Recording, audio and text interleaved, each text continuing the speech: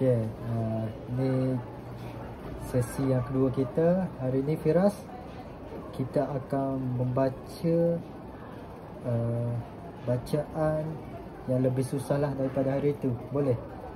Boleh. Boleh. Dah sedia? Sedia. Sedia. Okay, kita jumpa baca. D-A. D-A. Da. Da. N. N. Jadinya D-A-N. bunyi macam mana? Ad. Dan. Dan. Dan. Dan. Okey, baik.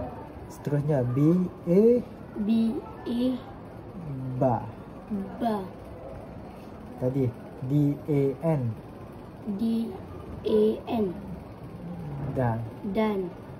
Jadi kalau gabung dua, Ba. ba Ba. dan. Ya. Okey, baik. Seterusnya L-A. La. L-A. La. La. N. N. Jadi lan. Lan. Ya. B-U. B-U. Bu. Bu. L-A-N. L-A-N. Lan. Lan. Jadi bu lan. Lan. Ya. Baik, seterusnya K. K. A. A. K. K. Huruf ni I. N. N. Jadi Kan. kan. Ni huruf apa?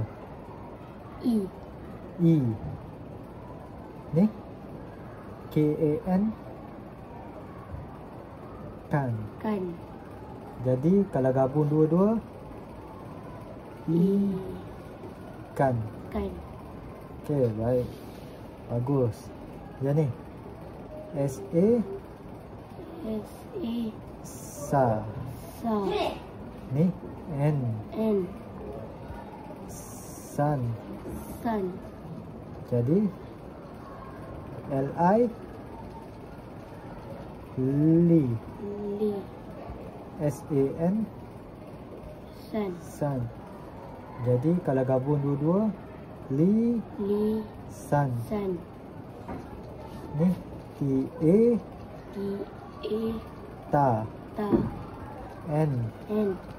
Jadi kalau gabung, Tan. Tan. Ni H-U. H. U. Hu. U. T-A-N. T-A-N. Tan. Tan. Hu. U. Tan. Tan. Okey, baik. Hari ni Firas dah boleh baca suku kata. Contoh suku kata yang Firas dah baca tadi. Badan. Bulan. Ikan. Lisan. Dan akhir sekali iaitu hutan. Firas dah boleh baca dah. Sebelum ni Firas tak boleh baca langsung kan. Hari ni Firas dah boleh baca. Lepas ni Firas kena lebih banyak baca. Boleh? Boleh. Boleh? Boleh. Okey, baik.